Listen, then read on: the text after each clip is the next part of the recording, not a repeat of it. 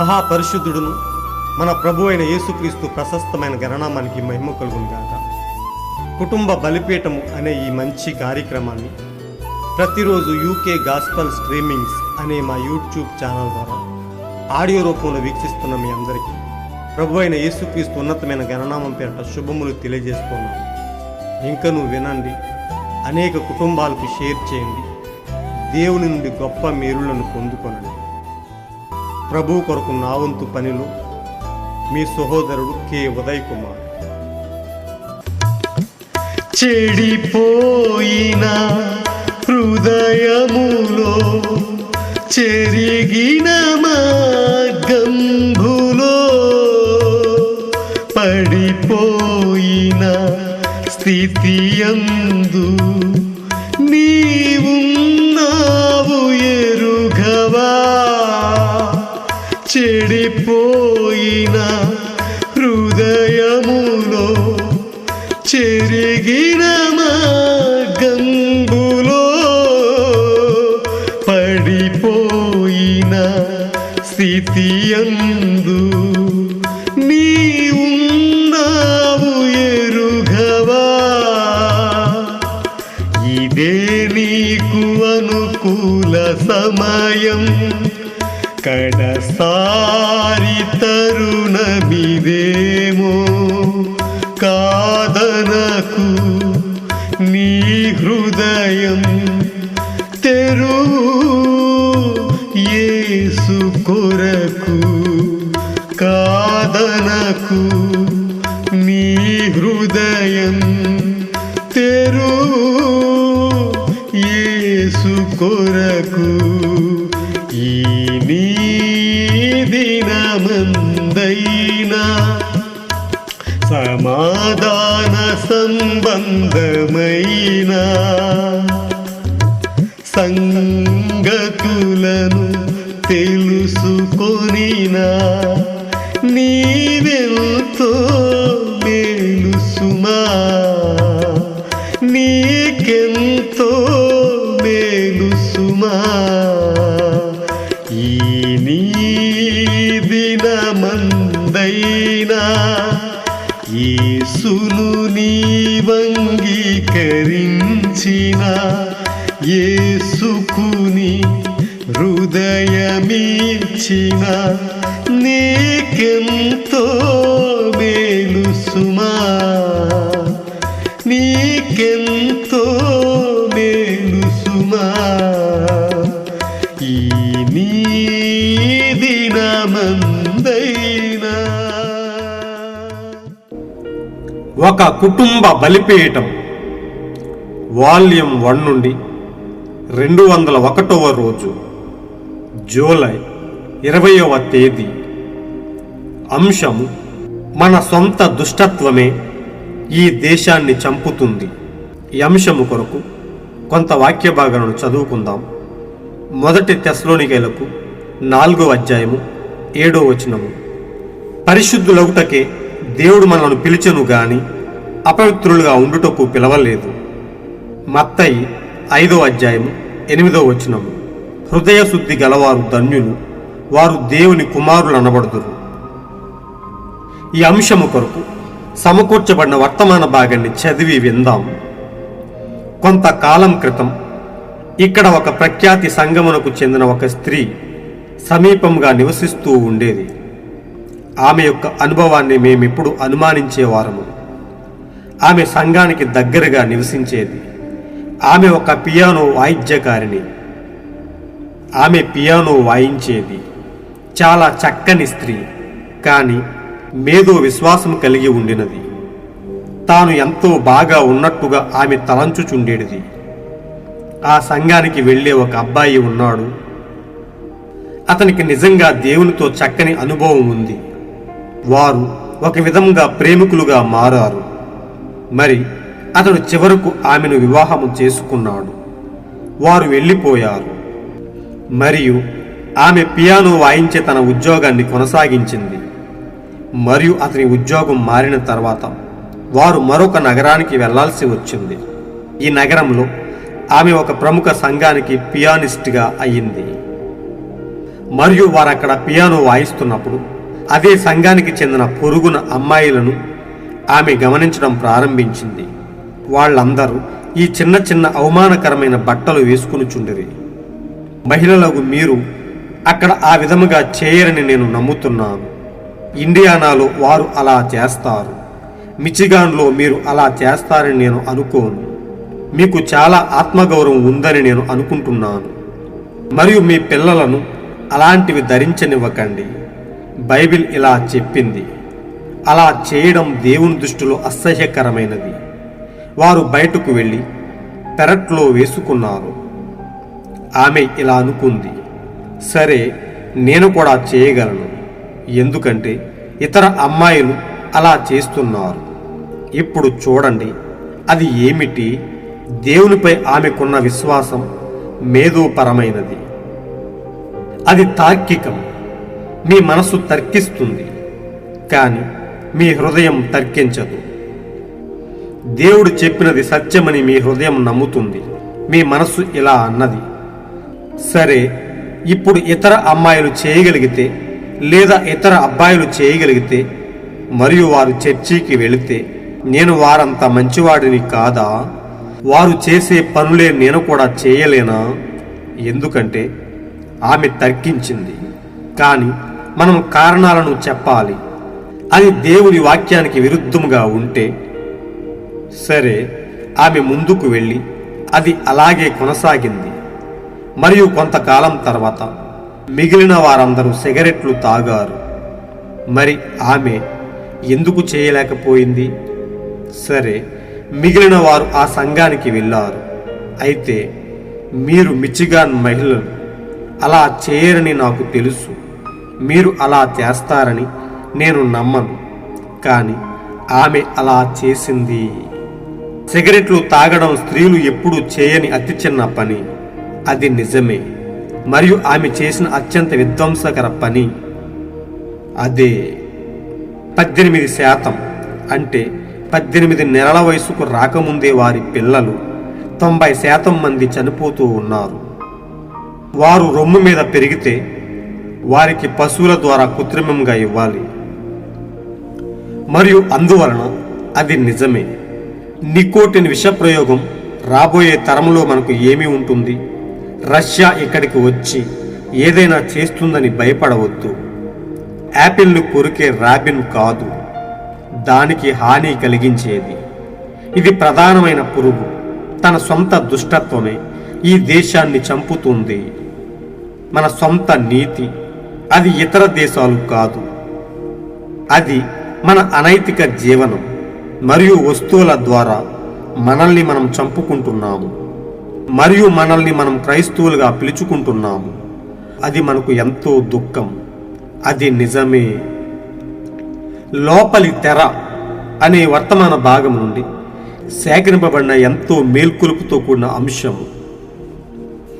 మహాపరిశుద్ధుడును సర్వలోకానికి రాజయ్యుండి సర్వమును ఏలే మన గొప్ప దేవునికి మహిమ ఘనత ప్రభావములు కలుగునుగాక. ఆయన పరిశుద్ధుడై ఉండి మనలను కూడా పరిశుద్ధులుగా తీర్చిదిద్దాలని ఆయన మన కొరకు తనను తాను వ్యక్తులుగా చేసుకుని ఈ భూమిపైకి వచ్చి తన విలువైన తన మాదిరికరమైన జీవితాన్ని మనకు చూపించి మన కొరకు చనిపోయి మన పాపం యొక్క సమస్త వెలను చెల్లించాడు. సిలువలో ఆయన కార్చిన రక్తము ద్వారా మనం పరిశుద్ధులుగా తీర్చిదిద్దబడుతూ ఉన్నాం. ఆ రక్తాన్ని మనం కప్పుకొనుట ద్వారా మనము పాపం నుండి విముక్తులమై పాప దాస్యం నుండి బయటకు లాగబడి క్రీస్తునందు మనం పరిశుద్ధులుగా తీర్చిదిద్దబడుతూ ఉన్నాం. ఆ రక్తము అనగా ఆయన వాక్యమై ఉన్నది. ఈనాడు ఆ వాక్యాన్ని ఎవరైతే తమ జీవితాల్లో అన్వయించుకుంటూ ఉన్నారో, ఆ వాక్య ప్రకారం ఎవరైతే జీవిస్తూ ఉన్నారో వారందరూ దినదినము క్రీస్తుకు దగ్గరగా అవుతూ ఈ లోక ప్రభావం నుండి వేరై పరిశుద్ధులుగా తీర్చిదిద్దబడుతూ ఉన్నారు. ఓ ప్రియ సోదరి సోదరులారా, ఆ వాక్యము మనలో విశ్వాసాన్ని పెంపొందింపజేస్తూ ఉన్నది. ఆ సత్య వాక్యము మనలను స్వతంత్రులుగా చేసి మనలో గొప్ప విశ్వాసాన్ని పెంచి మనము క్రీస్తు వైపుకు నడిచేవారముగా ఆయన పరిశుద్ధమైన జనాంగముగా మనలను నిలుపుతూ ఉన్నది. ఆ వాక్యమే మనలను ఎంతో ఆదరిస్తూ మనలను ఎంతో బలపరుస్తూ మనలను ముందుకు నడిపిస్తూ మనలను పరిశుద్ధులుగా తీర్చిదిద్దుతూ ఉన్నది. మనము చదువుకున్న వాక్య భాగంలో పరిశుద్ధులగుటకే దేవుడు మనలను పిలిచెను గాని అపవిత్రులుగా ఉండుటకు పిలవలేదు. ప్రియ సోదరి సోదరులారా, ఆ పాపమని దాస్యం నుండి మనల్ని బయటకు లాగి మనలను నీతిమంతులుగా చేయడానికి, మనలను పరిశుద్ధపరచడానికి, మనలో ఉన్న పాప డాగులను తీసివేసి ఆయన రక్తము చేత మనలను ఉతక స్నానం చేయించి మనలో ఉన్న ప్రతి పాపపు డాగులను ఆయన తుడిచివేస్తూ ఉన్నాడు. ఆయన కార్చిన ఆ విలువైన రక్తము మన ప్రతి పాపమును కడిగివేస్తూ ఉన్నది. మనలో గొప్ప విశ్వాసాన్ని పెంచి మనము ఆయన ప్రజలముగా, ఆయన సొత్తైన జనాంగముగా ఆయన తీర్చిదిద్దుతూ ఉన్నాడు. ప్రియ సోదరి సోదరులారా, ప్రియ స్నేహితులారా, ఆయన మన నుండి ఆశించేది సరి అయిన విశ్వాసాన్ని. మనం ఎల్లప్పుడూ ఆయనపై ఆనుకోవాలని, మనం తొణికిసలాడిన విశ్వాసముతో ఆయనలో బలముగా నాటబడి ఉండాలని, మేధోపరమైన విశ్వాసము కాదు గాని మనము సరి అయిన విశ్వాసాన్ని ఆయనపై పెట్టుకుని మనము ఆయన ప్రజలముగా ఉండవలసిన వారమై ఉన్నాము. మనము ఆయన ప్రజలముగా ఉండాలి అంటే, మనము ఆయనలో భాగం అవ్వాలి అంటే మనము పరిశుద్ధతను కలిగి ఉండవలసిన వారమై ఉన్నాము. మనలో అవిశ్వాసపు డాగులు ఏ మాత్రము ఉండకూడదు. ప్రియ సోదరి సోదరులారా, మనము నటించే వారముగా కాక, వేషధారులముగా కాక, మనం సరి అయిన విశ్వాసముతో క్రీస్తు వైపు చూస్తూ, క్రీస్తు అడుగుజాడలో నడుస్తూ మన విశ్వాసాన్ని ఎల్లప్పుడూ గట్టిగా పట్టుకోవలసిన వారమై ఉన్నాము. అదే దేవుడు మన నుండి ఆశిస్తూ ఉన్నాడు. మన విశ్వాసము కృత్రిమమైనదిగా కాక, మేధోపరమైనదిగా కాక, మనము సరి అయిన విశ్వాసంతో, దృఢమైన విశ్వాసముతో మనము ఆయనలో స్థిరముగా ఉండవలసిన వారమై ఉన్నాము. ఇక్కడ మనం చదువుకున్న అంశంలో దాగి ఉన్న కొద్ది భావాన్ని మనం తెలుసుకుందాం. కొంతకాలం క్రితం అక్కడ ఒక ప్రఖ్యాతి సంఘమునకు చెందిన ఒక స్త్రీ సమీపంగా నివసిస్తూ ఉండేది. ఆమె యొక్క అనుభవాన్ని మేమెప్పుడూ అనుమానించేవారము. ఆమె సంఘానికి దగ్గరగా నివసించేది. ఆమె ఒక పియానో వాయిద్యకారిణి. ఆమె పియానో వాయించేది.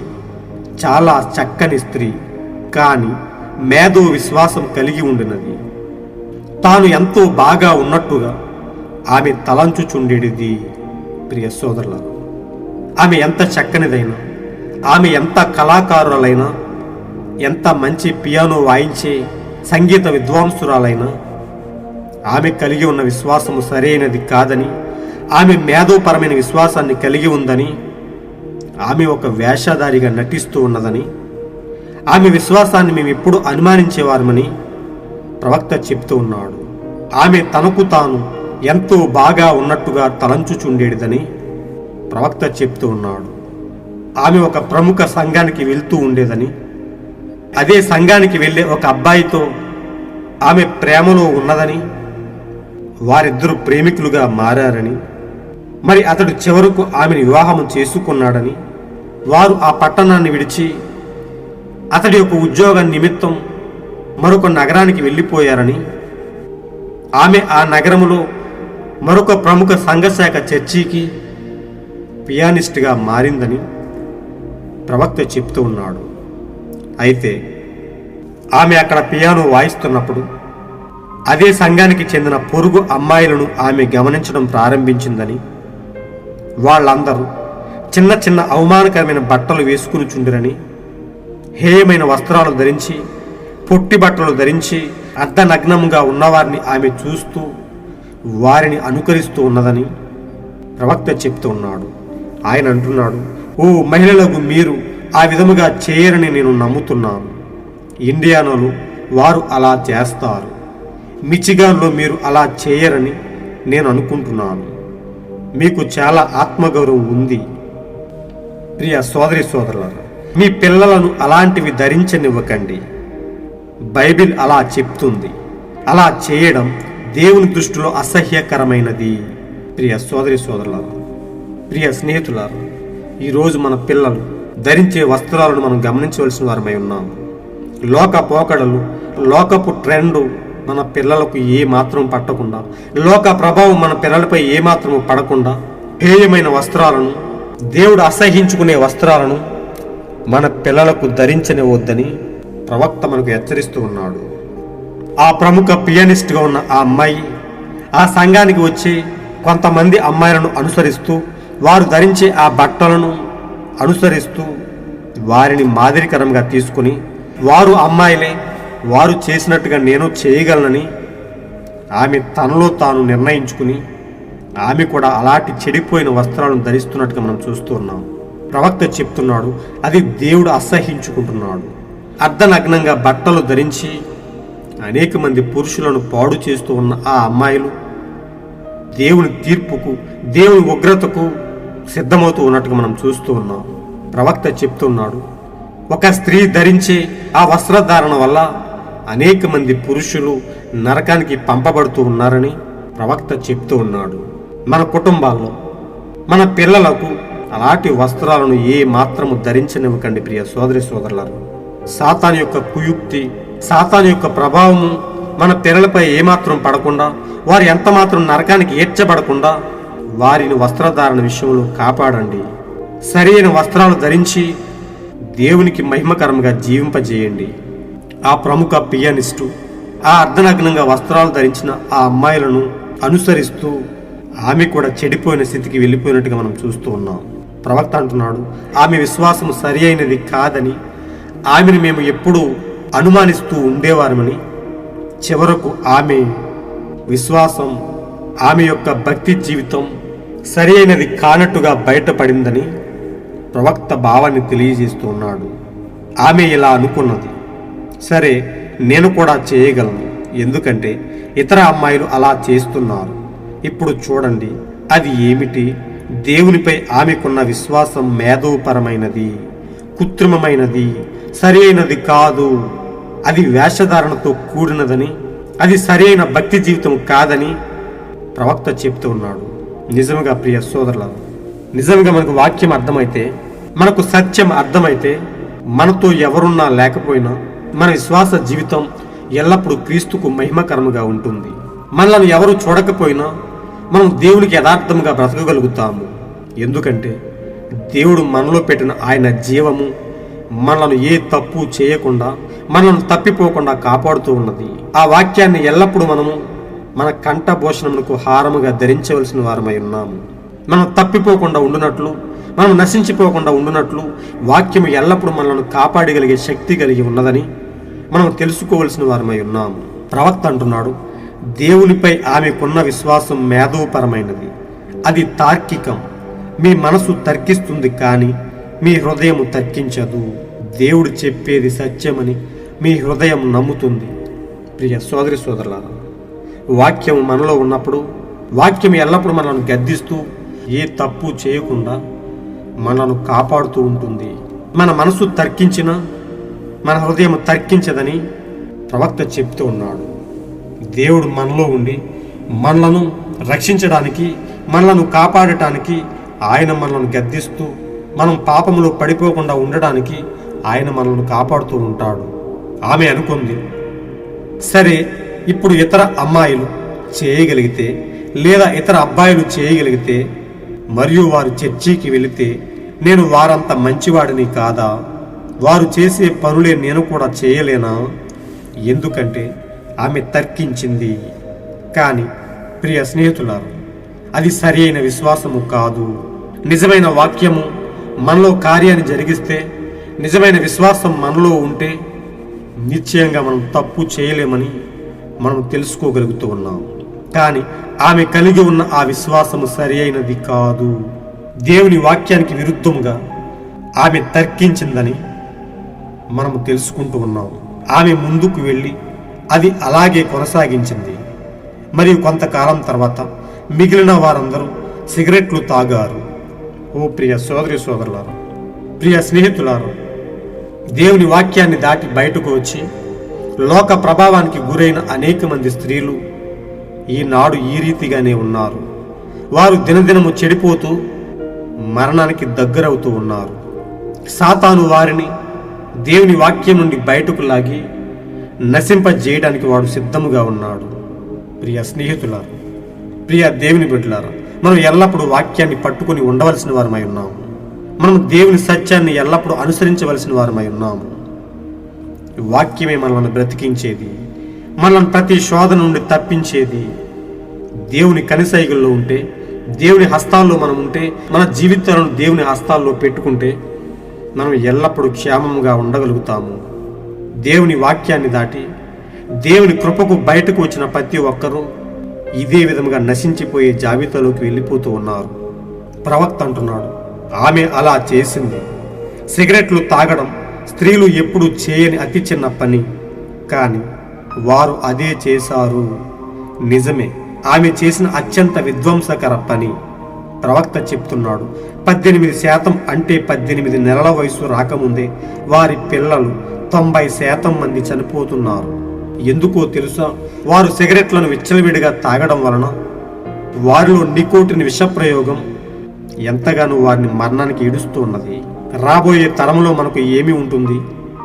రష్యా ఇక్కడికి వచ్చి ఏదైనా చేస్తుందని భయపడవద్దు. ఏదో యుద్ధం వచ్చి మన దేశాన్ని నశింపచేస్తుందని మీరు భయపడవద్దు. రష్యా దేశము మన దేశంపైకి యుద్ధము చేసి మనలను చంపుతుందని మీరు భయపడుతున్నారా? లేదు లేదు, మన సొంత దుష్టత్వమే మన దేశాన్ని చంపుతుందని, మన సొంత నీతే మనల్ని నశింపజేస్తుందని, వేరే దేశం వచ్చి మనపై దాడి చేసి చంపడము కాదని, మీ యొక్క సొంత దుష్టత్వమే మిమ్మలను నాశనం చేస్తుందని, మిమ్మలను చంపుతుందని ప్రవక్త చెప్తూ ఉన్నాడు. రష్యా ఇక్కడికి వచ్చి ఏదైనా చేస్తుందని భయపడవద్దు. యాపిల్ను కొరికే ర్యాబిన్ కాదు మీకు హాని కలిగించేది. ఇది ప్రధానమైన పురుగు. అదే మన సొంత నీతి అయి ఉన్నది, మన సొంత దుష్టత్వమై ఉన్నది. అదే మనల్ని నాశనానికి ఈడుస్తూ ఉన్నది. అదే మనల్ని చంపుతూ ఉందని ప్రవక్త చెప్తూ ఉన్నాడు. అదే మన సొంత నీతి. మన సొంత నీతిని బట్టి మనం నశించిపోయే స్థితిలోకి వెళ్ళిపోతున్నామని ప్రవక్త హెచ్చరిస్తూ ఉన్నాడు. అది ఇతర దేశాలు కాదు.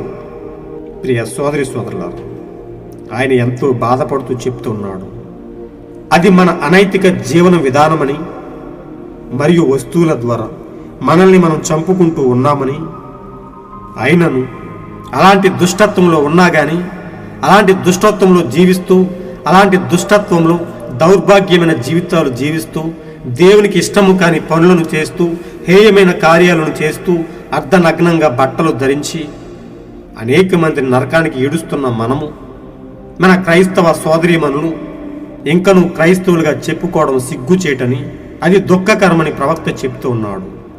ప్రియ సోదరి సోదరులారా, ఈనాడు క్రైస్తవ ప్రపంచం అలానే ఉన్నట్టుగా మనం చూస్తూ ఉన్నాం. క్రైస్తవ స్త్రీలు దేవుని వాక్యాన్ని దాటి తమ శరీరాలను బయటకు చూపించుకుంటూ సినిమా ప్రభావాల వల్ల చెడిపోయిన స్థితికి వెళ్ళిపోతున్నట్టుగా మనం చూస్తూ ఉన్నాం. మన ప్రవక్త ఎంతో బాధపడుతూ ఉన్నాడు.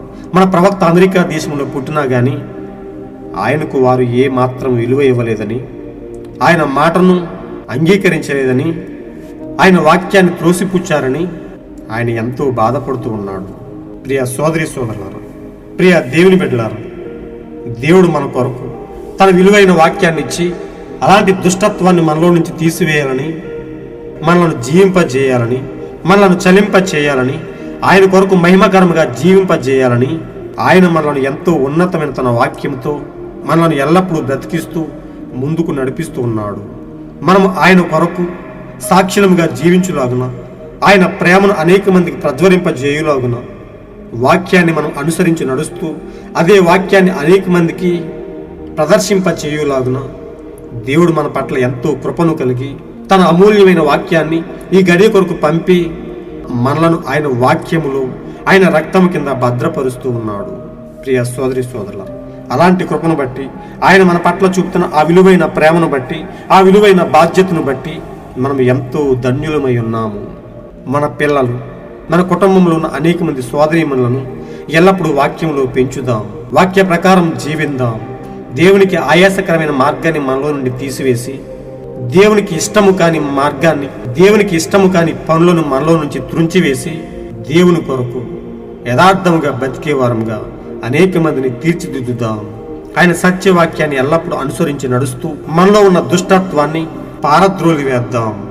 అలాంటి గొప్ప కృపను దేవుడు మనపై నిండుగా ఉంచి మనల్ని తన వాక్యం కింద భద్రపరిచి మనల్ని ఎల్లప్పుడూ ఆయన కొరకు యథార్థముగా, ఆయన కొరకు మహిమకరంగా జీవింపజేయునుగాక. God bless you all. ఈరోజు మీరు చదవాల్సిన అనుదిన వాక్య పఠనము కీర్తనలు 26, 27, 28 అధ్యాయములు మరియు అపోస్తుల కార్యములు 22వ అధ్యాయము. మీరు విన్న ఈ అంశాన్ని అనేక మందికి షేర్ చేయండి.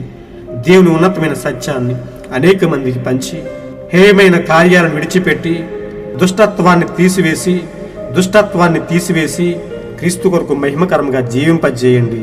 స్థిరమైన విశ్వాసముతో, దృఢమైన విశ్వాసముతో క్రీస్తులో నిలబడి ఎల్లప్పుడూ ముందుకు సాగేవారుగా అనేక కుటుంబాలను తీర్చిదిద్దండి. దేవుడు మన కొరకు దాచిన ఆ నిత్యత్వాన్ని, ఆ మహిమకరమైన రాజ్యాన్ని స్వతంత్రించుకునేలాగున అనేక కుటుంబాలను దేవుని నిత్యరాజ్యానికి వారసులుగా తీర్చిదిద్దండి. దేవుడు మిమ్మల్ని బహుగా దీవించునుగాక. ఆమేన్. ఒకే ఒక్క దేవుడును, సర్వోన్నతమైన న్యాయాధిపతిగా ఉండి సర్వలోకానికి న్యాయం తీర్చగల గొప్ప దేవుని కృప కాపుదల మీ కుటుంబాలపై ఎల్లప్పుడూ నిండుగా ఉండి మిమ్మలను బహుగా ఆశీర్వదించునుగాక. షాలోమ్. క్షణభంగురం నీ జీవితం గతించును త్వరితము. రేపేమి సంభవించును నీవెరుగవు, ఇది నిజం.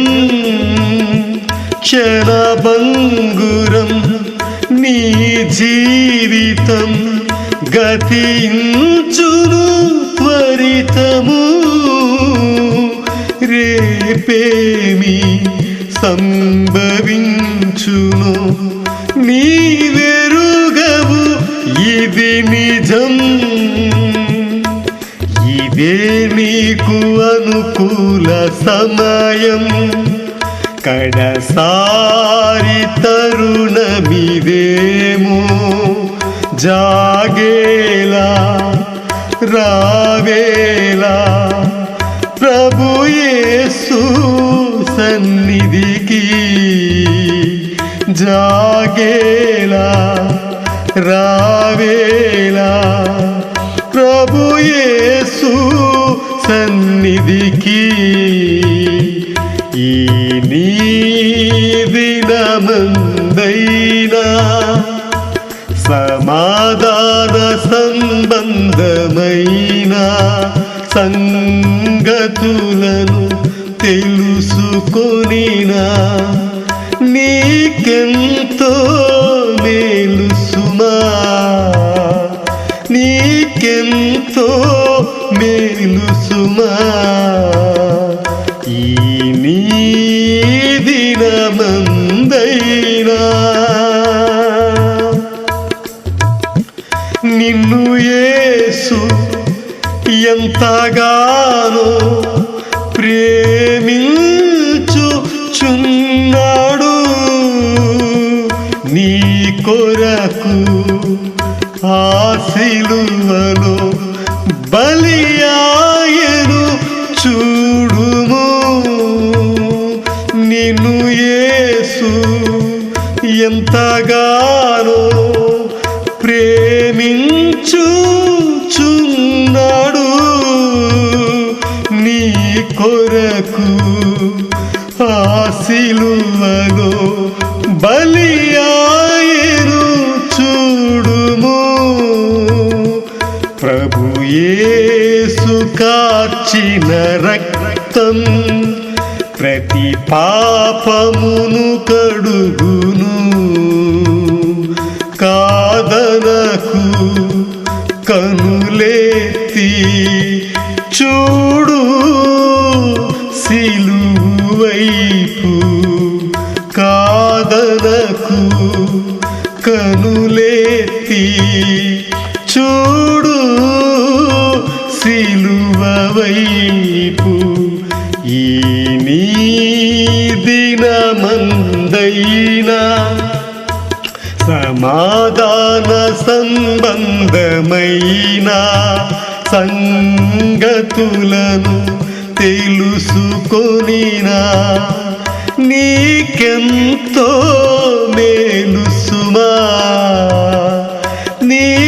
నీకెంతో మేలు సుమా. ఈ నీ దినమందైనా యేసును నీవంగీకరించిన, యేసుకు నీ హృదయమిచ్చిన, నీకెంతో మేలు సుమా. నీకెంతో మేలు సుమా. ఈ నీ దినమందైనా